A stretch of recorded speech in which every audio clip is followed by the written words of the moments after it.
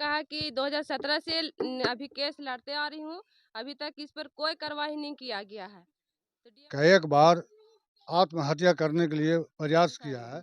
हम सहायिका में लड़ रहे हैं 2019 से। के गया जिले में हम मोहड़ा पंचायत है, प्रखंड है, अतरी प्रखंड है और गोहचक गांव है और टोला टीकर है। हम यहाँ पे आए हैं और देख रहे हैं बहुत बड़ा मामला है। और जैसा कि गया जिले के त्यागराजन हैं हमारे जिला पदाधिकारी, जिन्होंने इस मामला को गंभीरता से देखा, लेकिन अभी तक कोई कार्रवाई नहीं किया। किसी भी पदाधिकारी का कान में जू तक नहीं रहेगा। यहाँ स्थिति ये है, भयावह स्थिति हो गई है। ये परिवार को फोकस कीजिएगा, पूरा का पूरा परिवार दस्तक में है, पूरा का पूरा परिवार मरने के कगार पर है, भूखा मरेगा।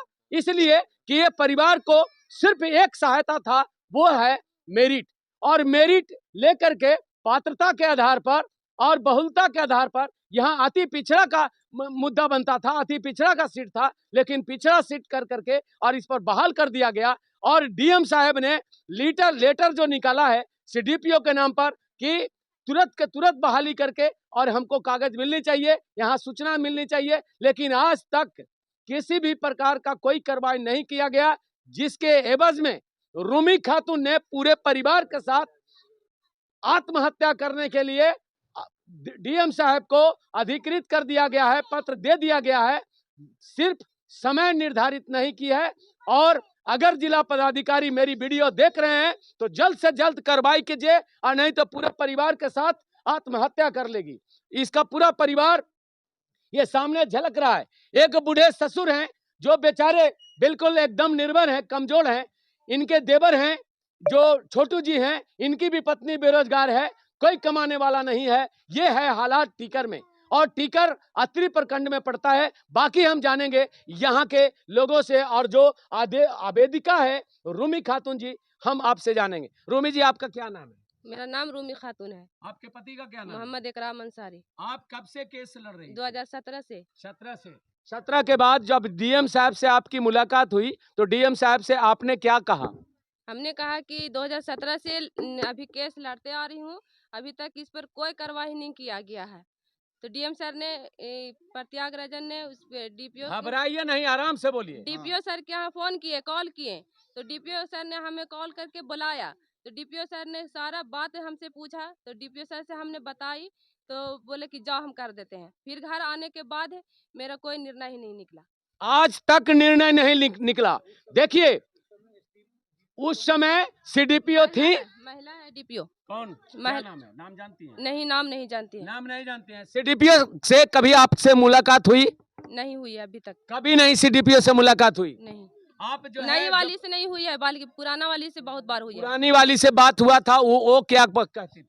वो बोले कि इस पर हम नहीं करेंगे, हम अपना मन से जो कागज निकालेंगे उसी पर हम कार्रवाई करेंगे। देखिए, ये है अराजकता और ये है अनियमितता, और ये सामने झलकता है जिला पदाधिकारी का। जो हम कागज लेके गए थे वो बोला ये फर्जी है, जो हम कागज निकालेंगे उस पर हम कार्रवाई करेंगे। और डीएम साहब जो कागज निकाले वो फर्जी है, यानी डीएम साहब ने जो आदेश निर्गत किया वो फर्जी है। मुख्यमंत्री निकालेगा वो फर्जी है, तो निकालेगा कौन? नरेंद्र मोदी निकालेगा क्या? राष्ट्रपति? हम पूछना चाहते हैं डीएम पदाधिकारी से, डीएम साहब यदि मेरी वीडियो आप देख रहे हैं तो इस औरत को एकदम जल्द से जल्द कार्रवाई कीजिए, और नहीं कार्रवाई करने पर पूरे परिवार के साथ आपके कार्यालय में एकदम आत्महत्या कर लेगी। क्योंकि जीना बार बार मरने से अच्छा है कि एक बार मर जाए। ये घुटन महसूस कर रही है। इस जगह पर कम से कम अपनी जो शिक्षा ग्रहण की है, जो लोगों को सेवा देना चाहती है, वो नहीं कर पा रहे। मोहम्मद तस्लीम अंसारी है। क्या मामला हुआ, पूरा बताइए। मामला ये है कि 2017 से मामला ये सामने आया, बहाली हुआ। बहाली में हमारा जो योग्यता बनता था अति पिछड़ा का, इसको अति पिछड़ा को दाब करके पिछड़ा कर दिया गया पैसे के बल पर। और हम लोग को उस टाइम से जो दबा दिया गया, और दबाने के कारण यहाँ तक कि डीएम ऑफिस में हमको मारने के लिए भी तैयार हो गया था। जिसको बहाल किया है नागमणि यादव, वहाँ डीएम ऑफिस में हमको मारने के लिए भी आया, बल्कि डीपीओ साहब देखिन भी है। डीपीओ साहब ने दावे नहीं करेगा बदमाश, बुलाओ पुलिस भेजो। गौर कीजिएगा, डीपीओ साहब देखे हैं। हाँ। और अगला आदमी जिसकी औरत जिसका दलाल यहाँ पे काम कर रही है और आंगनबाड़ी केंद्रों पर वो इनको मारने के लिए, देखिए बुजुर्ग हैं लेकिन इनको मारने के लिए चला, इसलिए। और सीडीपीओ आंखों देखा एकदम देख रहे थे, उन्होंने भी कुछ भी नहीं। एकराम अंसारी। आप एकराम जी बताइए पूरा बात क्या है। जी रूमी खातून के पति है मैं। अच्छा, 2000 खातून के आप पति हुए। जी अच्छा, 2017 से हम लोग केस को हैंडल कर रहे हैं। आप हैंडल कर रहे हैं, लेकिन आप अपने दिल से लगे हैं क्या इस केस में? बहुत दिल से लगे हैं दिल से अगर लगे रहते तो आप तक के कामयाबी मिल गई होती। सर।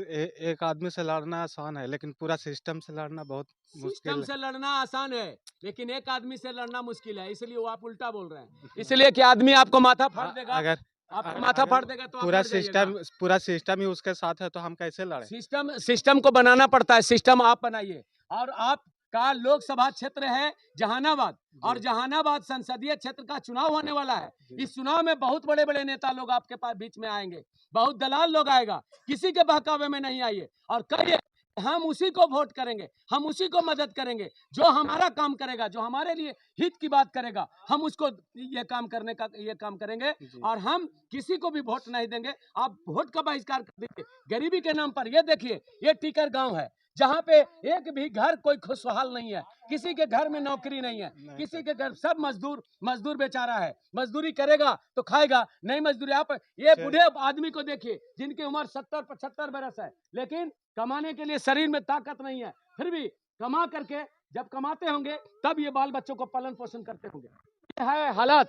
इसलिए डीएम साहब, यदि मेरी वीडियो आप देख रहे हैं तो आप जल्द से जल्द रूमी खातून को बहाल किया जाए, और वो भी बहुलता के आधार। एक बार आत्महत्या करने के लिए प्रयास किया है, हमने धीरज बांधे हैं, धीरज दिया है, तब ये जाके रुकी है।